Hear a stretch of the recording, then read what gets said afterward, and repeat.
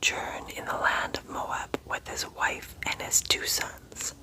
The name of the man was Elimelech, and the name of his wife was Naomi, and the name of his 2 sons were Mahlon and Chilion, Ephraimites of Bethlehem in Judah.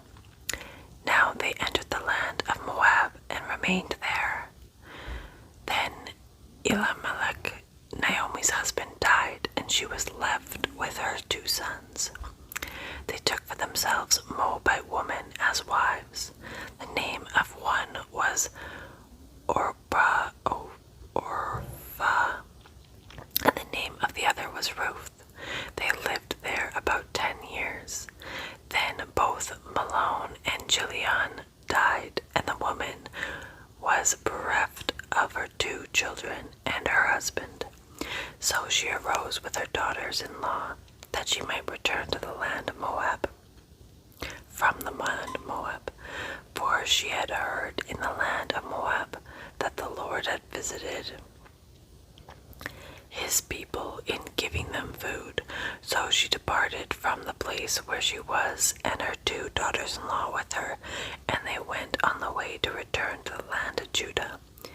And Naomi said to her daughter-in-law, "Go, return each of you to her mother's house. May the Lord deal kindly with you, as you have dealt with the dead and with me. May the Lord grant that you may find rest in each in the house of the husband.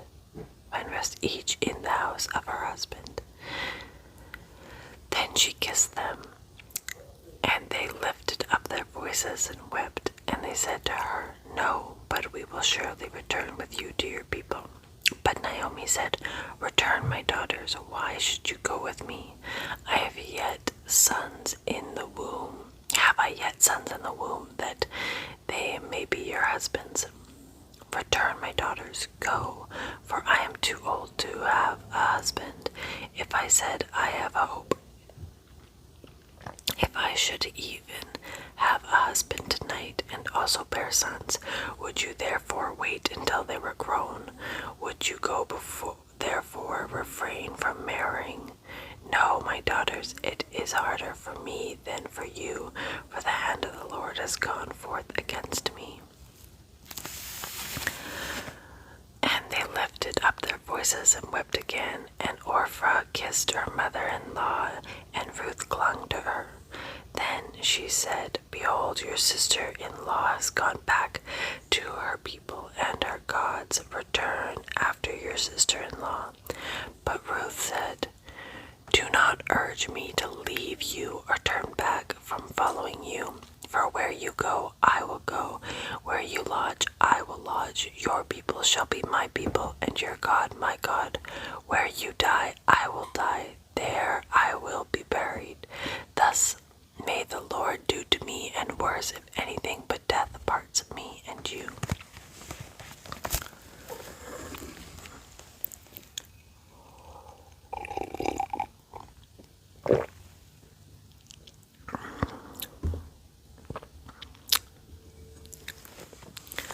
Then she saw that she was determined to go with her, and she said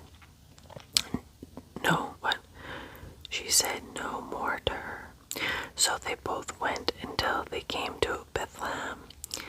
And when they had come to Bethlehem, all the city was stirred because of them.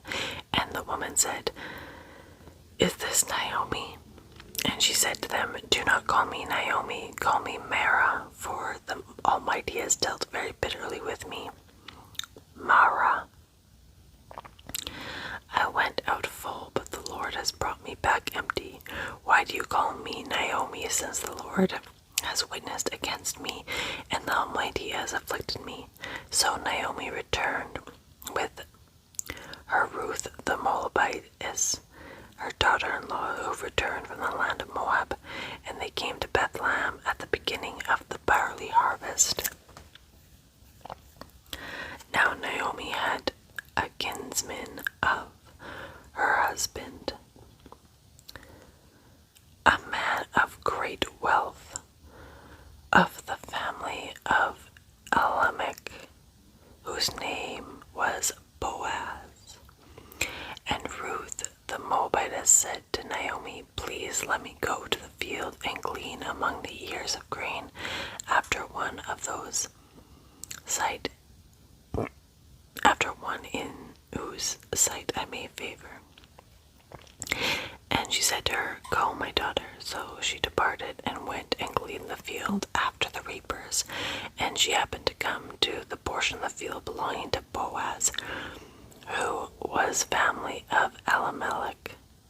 Now behold, Boaz came from Bethlehem and said to the reapers, "May the Lord be with you." And they said to him, "May the Lord bless you." Then Boaz said to his servant who was in charge of the reapers, "Whose young woman is this?" The servant in charge of the reapers replied, "She is the young Moabite woman who returned with Naomi from the land of Moab." And she said, "Please let me glean and gather after the reapers among the sheaves." Thus she came and remained from morning until now. She has been sitting in the house for a little while. Then Boaz said to Ruth, "Listen carefully, my daughter. Do not go glean in another field. Furthermore, do not go on from this one, but stay here with my maids. Let your eyes be on the field which they have reaped and go after them. Indeed, I have commanded the servants not to touch you."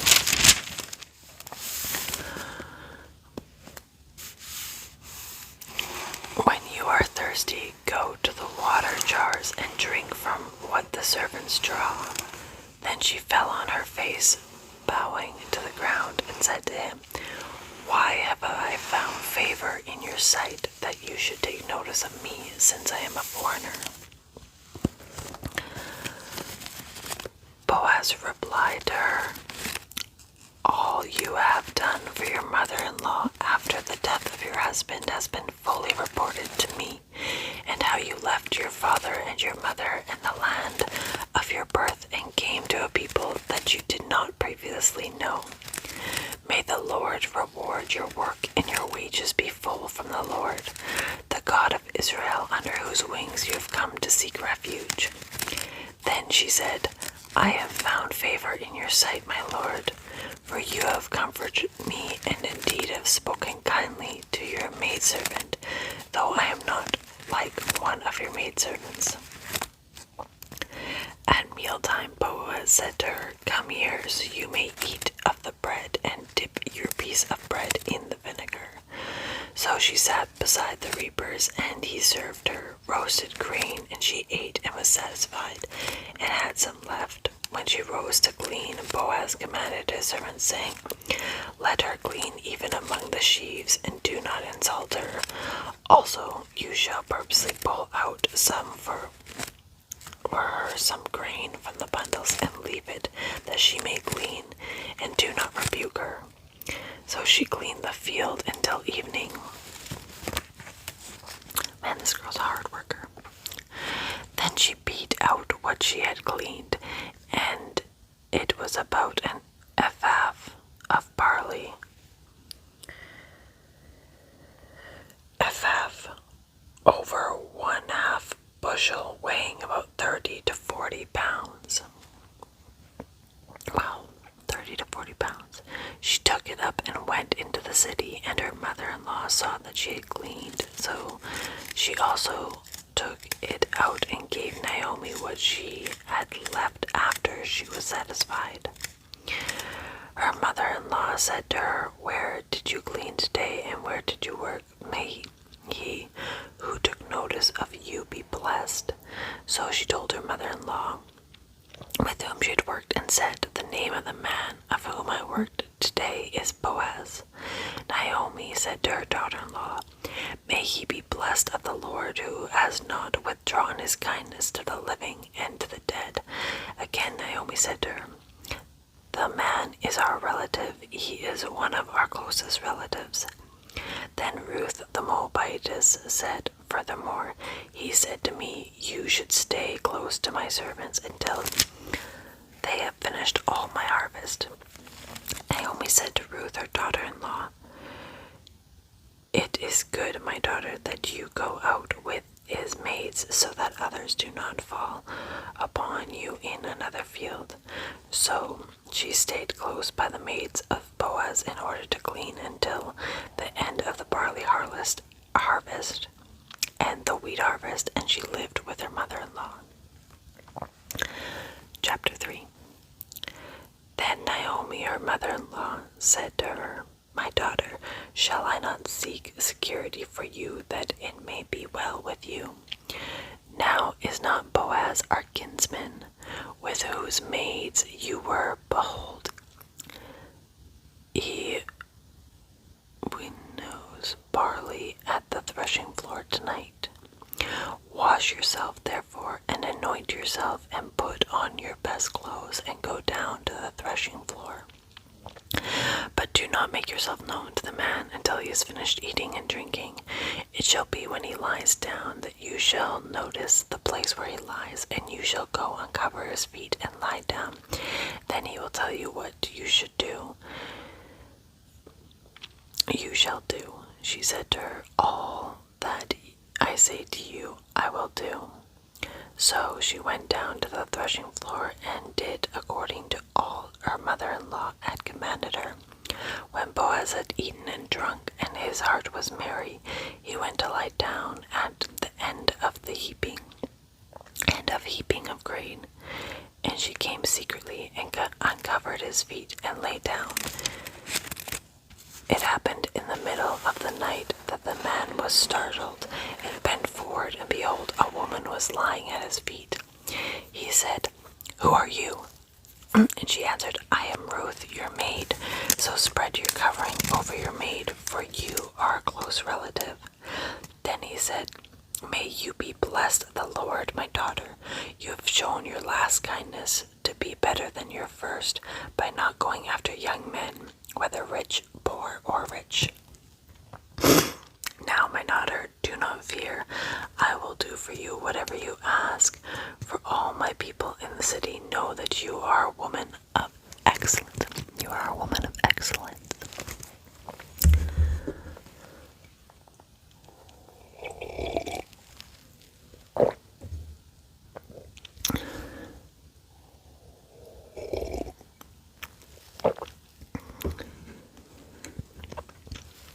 Now it is true I am a close relative. However, there is a relative closer than I. Remain this night, and then morning comes. If he will redeem you, good, let him redeem you. But if he does not wish to redeem you, then I will redeem you, as the Lord lives. Lie down until morning." So she lay at his feet until morning, and rose before one could recognize another. And he said, "Let it not be known that a woman came to the threshing floor." Again he said, "Give me the cloak that is on you, and hold it." So she held it, and he measured 6 measures of barley and laid it on her. Then she went into the city. When she came to her mother-in-law, she said, "How did it go, my daughter?" And she told her all that the man had done for her. She said, "These 6 measures of barley he gave for me." For he said, "Do not go to your mother-in-law empty-handed." Then she said, "Wait, my daughter, until you know how the matter turns out, for the man will not rest until he has settled it today." Okay. Makes me want to just finish reading it. I mean, it's only supposed to go Ruth 1 to 3.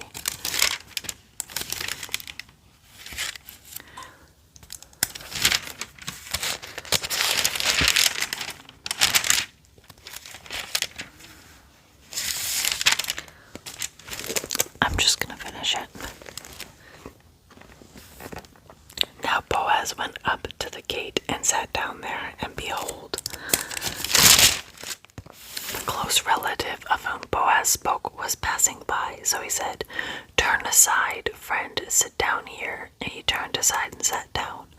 He took 10 men of the elders of the city and said, "Sit down here." So they sat down. And then he said to the closest relative, "Naomi, who has come back from the land of Moab, has to sell the piece of land which belonged to our brother Elimelech. So I thought to inform you, saying, Buy it, and before the elders of my people. If you will redeem it, redeem it. But if not, tell me that I may know, for there is no one but you to redeem it, and I am after you. And he said, I will redeem it. Then Boaz said, on the day you buy the field from the hand of Naomi, you must also acquire Ruth the Moabitess, the widow of the deceased, in order to raise up the name of the deceased on his inheritance. The closest relative said, I cannot redeem it for myself because I would jeopardize my own inheritance. Redeem it for yourself that you may have the right of redemption, for I cannot redeem it. Now this was the custom in former times in Israel concerning the redemption and exchange of land in confirm any matter. A man removed his sandal and gave it to another, and this was the manner of attestation in Israel. So the closest relative said to Boaz, buy it for yourself, and he removed his sandal. Then Boaz said to the elders and all the people, you are witnesses today that I have bought from the hand of Naomi all that belonged to Elimelech and all that belonged to Chilion and Mahon. Moreover, I have acquired Ruth the Moabitess, the widow of Mahon, to be my wife in order to raise up the name of the deceased on the inheritance, so that the name of the deceased will not be cut off from his brothers or from the court of his birthplace. You are witnesses today. All the people who were in the court and the elders said, we are witnesses. May the Lord make the woman who is coming into your home like Rachel and Leah, both of whom built the house of Israel, and may you achieve wealth in Ephrath and become famous in Bethlehem. Moreover, may your house be like the house of Perez, whom Tamar bore to Judah, through the offspring of which the Lord will give you by this young woman. So Boaz took Ruth, and she became his wife, and he went into her, and the Lord enabled her to conceive, and she gave birth to a son. Then the Lord said to Naomi, blessed is the Lord, who has not left you without a redeemer today. And may his name become famous in Israel. May he also be to you a restorer of life and sustainer of your old age, for your daughter-in-law who loves you and is better to you than 7 sons has given birth to him. Then Naomi took the child and laid him in her lap and became his nurse. The neighbor woman gave him a name, saying, a son has been born to Naomi. So they named him Obed. He is the father of Jesse, the father of David. Now these are the generations of Perez. To Perez was born in Hezron, and to Hezron was born Ram, and to Ram Amminadab, and to Amminadab was born Nahshon, and to Nahshon Solomon, and to Solomon was born Boaz, and to Boaz Obed, and to Obed was born Jesse, and